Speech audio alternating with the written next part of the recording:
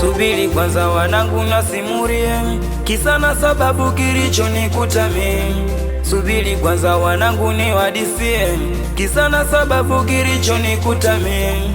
Nisijakabana wala sijaua, ni wanafunzi nadhani mnawajua. Nisijakabana wala sijaiba, ni wakusoma nadhani mnawajua. Mi boda boda yendo wangu wabilia, kila safari mi ndo nampakia. Mi boda boda yendo wangu wabilia, kila safari mi ndo nampeleka. Ilikuwa saa 6 mchana, mara simu yangu mfukoni naita, na nikichekiwa kusoma anataka nimpeleke Chanika. Mi nikasema ina noma, dakika 2 tu mi hapo nafika. Ile kufika nae kwa mtu kati, nauliza vipi mbona mnanivuta shati? Kumbe babake alikuwa na polisi.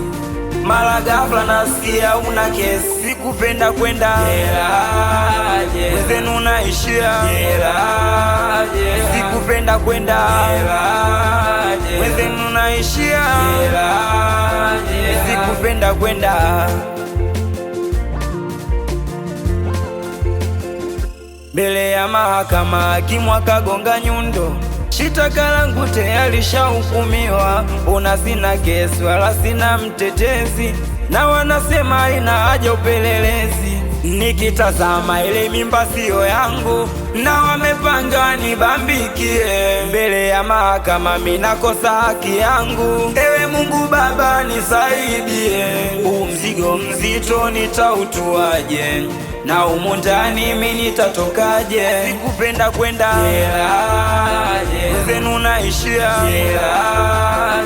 Sikupenda kwenda jela, wenzenu naishia jela. Sikupenda kwenda. Muniswapa Omari brother, we Mwalami kaka, we Moka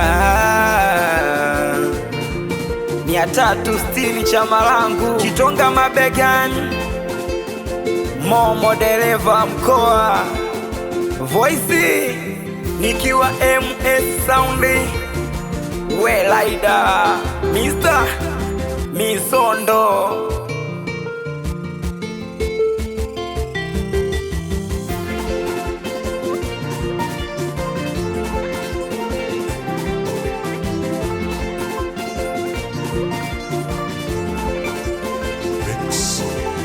International.